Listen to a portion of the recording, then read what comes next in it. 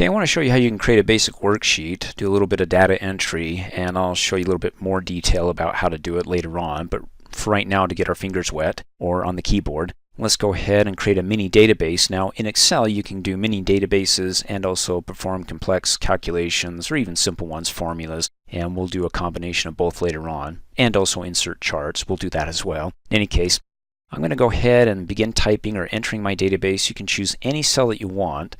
I'm just going to go down one row, ooh, big jump, to cell A2. And I'm going to type in months, hit the tab key. So these are my labels for each column for months, sales, tab, expenses, tab, and then profits. When I hit the enter key, because I'm finished, I want to, well, go to the next row. It's going to take me back to the beginning because of the pattern that was established when I first started typing in the first column. Is going to go back and return to the first column. So when I hit enter, there you go. As opposed to, well, if I come down here to do my example, I type in 1, hit tab, type in 2, hit tab, and let's say I get distracted, I got something else to do, so I come down here, make some changes, come back up here, and finish my series with 3, tab 4. When I hit enter, it's not going to come back to column F. It's going to come back to where, well, before I broke up, by going to another cell, to the initial start of this second part, 3 and 4, to column H. So when I hit enter, it goes to the next row, but it goes to column H because that's what happened when I came back after I broke up or left the initial series of 1, 2 and clicked off somewhere else. So keep that in mind. Excel likes to figure out and try to help you out when it comes to data entering by looking at some patterns here, and we'll go over another one in just a minute. So if I want to go ahead and delete this, well, I can come up here and hit undo, right? Because it will undo what I just typed in. But let me go ahead and click on redo to redo the typing that I just undid when I did what I did. And let's go ahead and select the range here and hit the delete key on the keyboard. So to do that, you want to get the white cross, click and drag. As we talked about in an earlier training video, the white cross is the selection option as opposed to, let me click off. If I select and I'm like, oops, I forgot to select the other cell.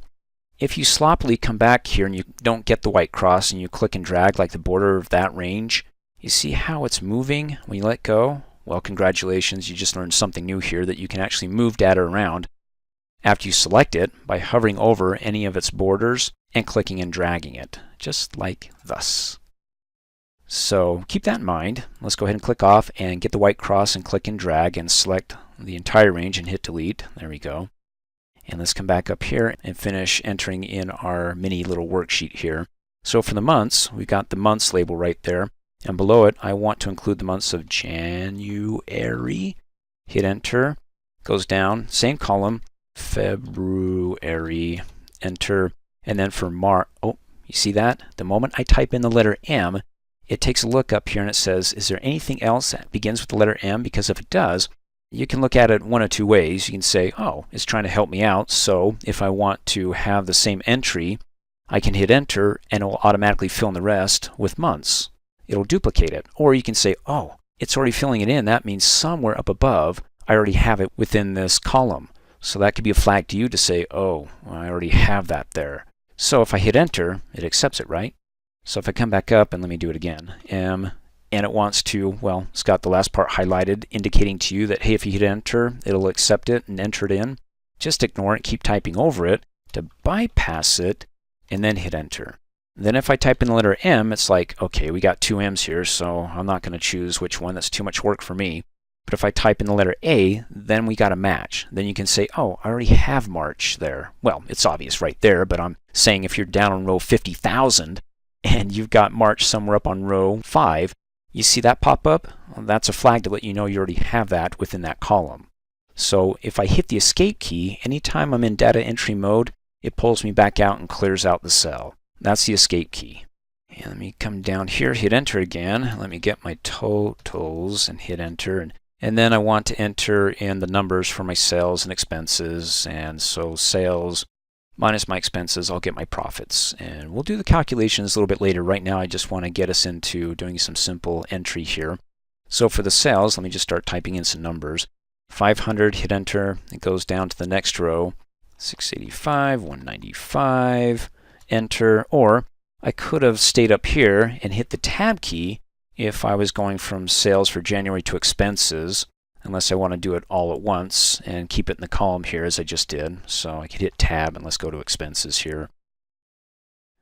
Wants to go down there, but let's go back here and do 190, and if I hit enter, then it establishes the pattern and it wants to go down to the next cell. Or I can hit the down arrow key or up arrow key, whatever works best for you. And let me go ahead and type in 5. And you can see here that there's my sales minus the expenses gives me my profits. And then down below I can get the total for the sales for the first quarter, then total expenses, and then, well, the profits once I figure that out, do the calculations over here. Right now I just want to get us started on a simple data entry. Congratulations, you just created the basic worksheet, but without the functions and formulas. That's coming up. Thanks for watching. Hey, as a quick reminder, if you like my video, please give it a thumbs up. You can also click on me and subscribe to my channel to get notified of the latest videos. And for great specials on my products, please look in the description below this video.